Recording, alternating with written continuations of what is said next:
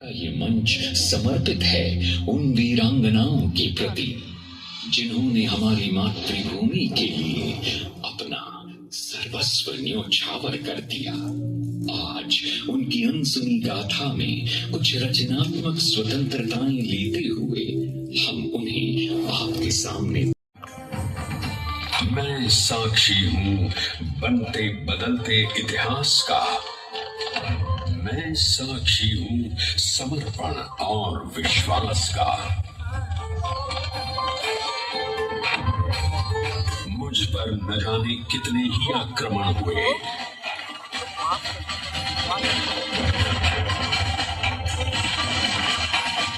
पर मेरे बलिदानियों ने अपना रक्त देकर हमेशा मेरा मान रखा।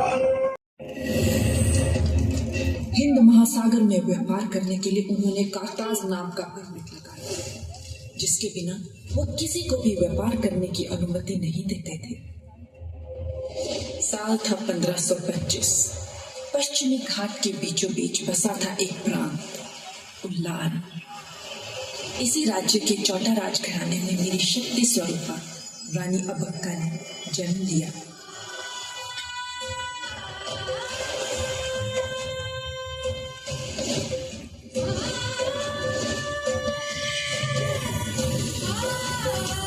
अबक्का के मामा तिरुमल राय ने उन्हें तलवारबाजी, शासन व्यवस्था और प्रशासन में प्रशिक्षित करवाया। कम उम्र में ही उनका राज्याभिषेक उल्लाल की रानी के रूप में कर दिया गया।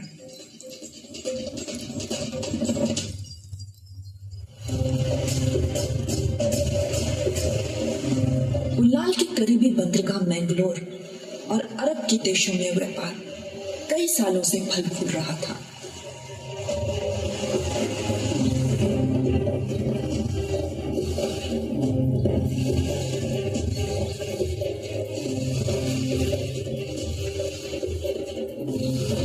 व्यापार पर तो पूरा नियंत्रण हासिल कर सकते हैं।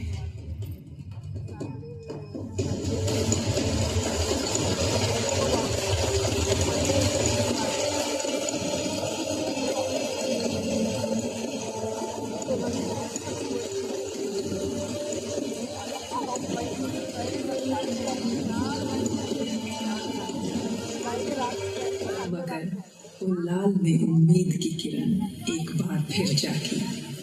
वही रूप, वही शौर्य, स्वाभिमान की वही चिंगारी। दिखा ये सब कुछ इस बार अबक्का की बेटी ने, जिन्होंने अपनी मां की गौरवशाली गाथा को जीवित कर दिया।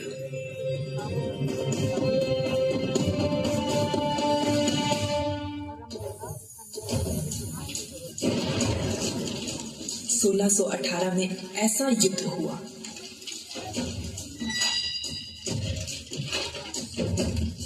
जिससे रानी अबक्का का नाम स्वर्णिम अक्षरों में लिख दिया गया। उस दिन सुबह रानी का जहाज मक्का से आ रहा था।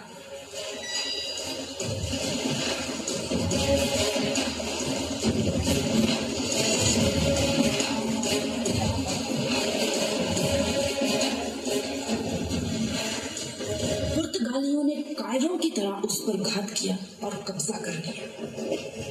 उनका मकसद सिर्फ जहाज को ही नहीं बल्कि रानी और उल्लाल को भी अपने वश में करना था। देखते ही देखते उनके जहाजों की संख्या बढ़ती गई और उल्लाल पर आक्रमण करने के लिए समुद्र में तैनात हो गए।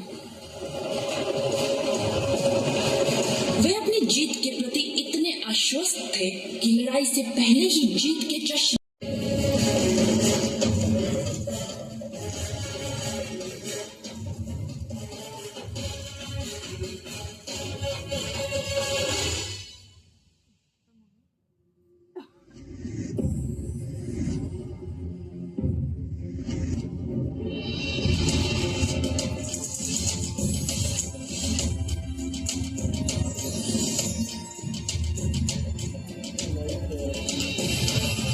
समय का चक्र आगे बढ़ा और इस बार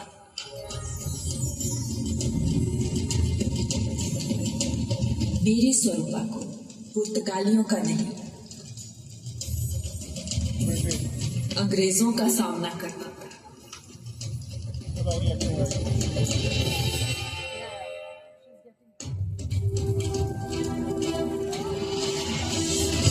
19वीं शताब्दी भारत पर अंग्रेजों का जोर बढ़ता जा रहा था।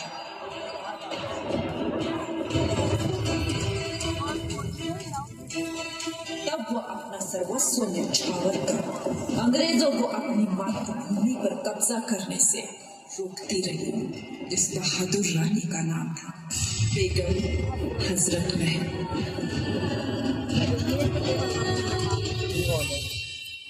वर्ष 1820 में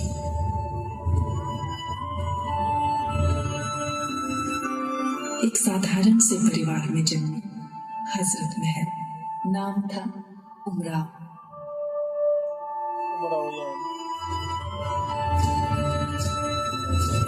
बेहद खूबसूरत थी वो।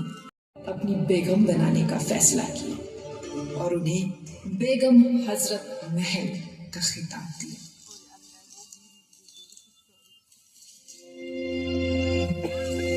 वाजिद अली शाह और महक परी की एक संतान हुई जिसका नाम बिरजिस कदर रखा गया। बेगम हजरत महल की जिंदगी का एक नया पड़ाव शुरू, पर संपन्न जिंदगी की खुशियां हजरत महल की जिंदगी में ज्यादा दिनों तक नहीं रह पाई।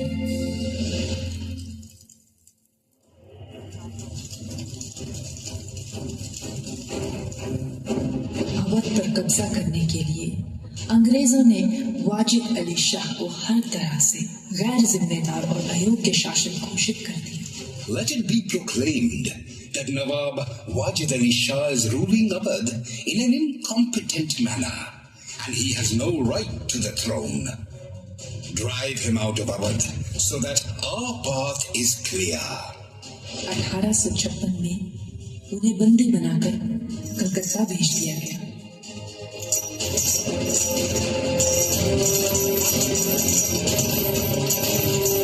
कौन जानता था नवाब वाजिद अली का लिखा ये गीत एक दिन उनकी ही आप बीती बन जाएगा। अवध को अलविदा कहने के साथ साथ नवाब ने बेगम हजरत को भी अलविदा कह दिया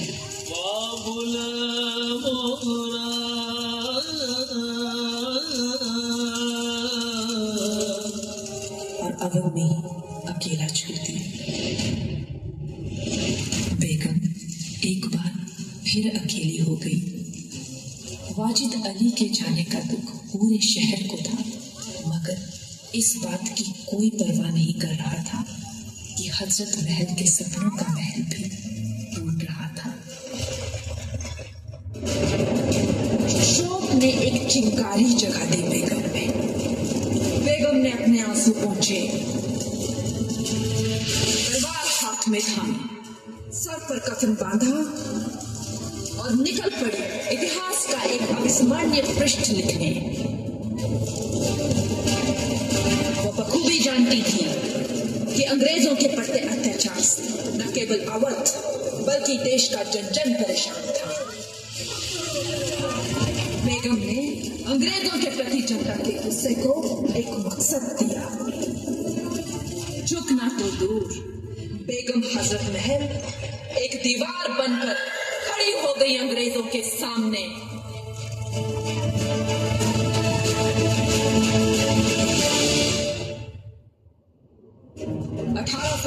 में अंग्रेजों ने चर्बी वाले कारतूसों की नई एनफील्ड राइफल का उपयोग किया। इस घटना ने सिपाहियों के सालों साल से दबे हुए गुस्से को उकसाया और क्रांति छिड़ गई। मेरठ में अंग्रेजों के खिलाफ क्रांति की एक ज्वाला भड़क गई और क्रांति की ये चिंगारी लखनऊ तक आ पहुंची।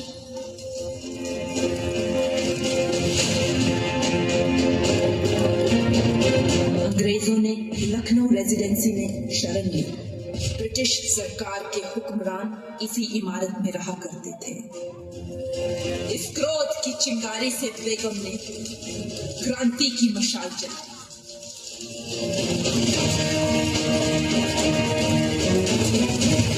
अंग्रेजों की नजर बेगम हजरत महल और उनके सैनिकों पर थी और यही उनकी सबसे बड़ी गलती थी। बेगम के साथ सिर्फ अवध के सैनिक ही नहीं थे, उनके नेतृत्व में अवध का हर वासी सैनिक बन गया था, जो जंग के मैदान में कूदने के लिए तैयार था। गोंडा, फैजाबाद, सलोन, सुल्तानपुर, सीतापुर, बहराइच के सारे क्षेत्र बेगम के साथ थे। हमें गुलाम बनाने की ख्वाहिश रखने वाले अंग्रेजों को मिटा के रख दो। एक भी फिरंगी रेजिडेंसी से बाहर ना आ सके। हमला! उन्होंने स्थानीय राजाओं और तालुकदारों की मदद से रेजिडेंसी पे हवा बोली। उन्होंने देशभक्ति का खुमार अंग्रेजों के हौसले को बेगम ने चूर चूर कर दिया। आसमां में गूंज रही थी अवध की दहाड़।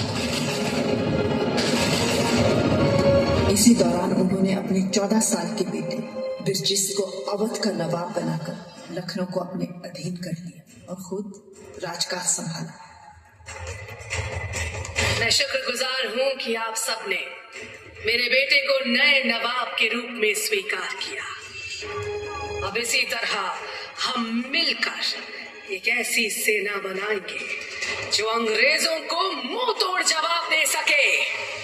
अक्टूबर 1857 जनरल कैंपबेल अपनी फौज लेकर लखनऊ रेजिडेंसी पहुंचा, लेकिन रानी की शक्ति का पूरी तरह से एहसास अब भी शायद अंग्रेजों को नहीं था।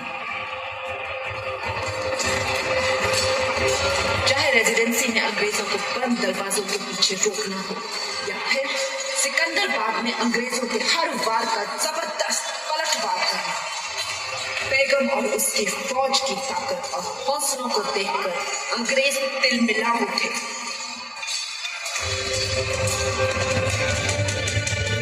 आखिर जनरल कैंपबेल अपने देशवासियों और घायलों को लेकर लखनऊ छोड़ कानपुर के लिए निकल गया।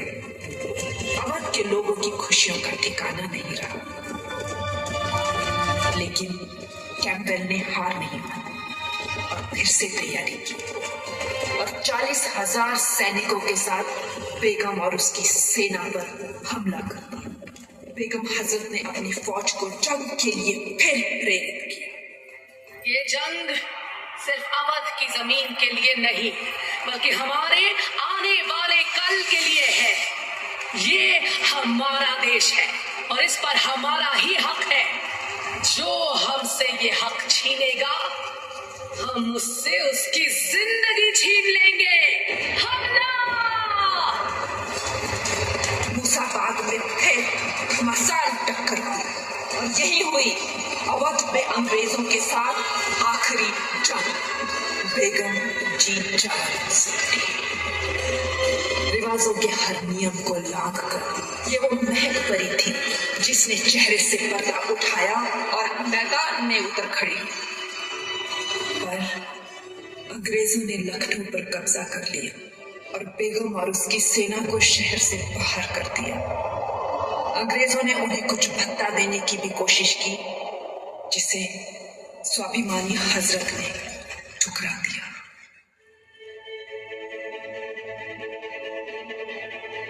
बेगम लगातार अंग्रेजों से मुकाबला करने का प्रयास करती रही, लेकिन तब तक अंग्रेज बहुत शक्तिशाली हो चुके थे।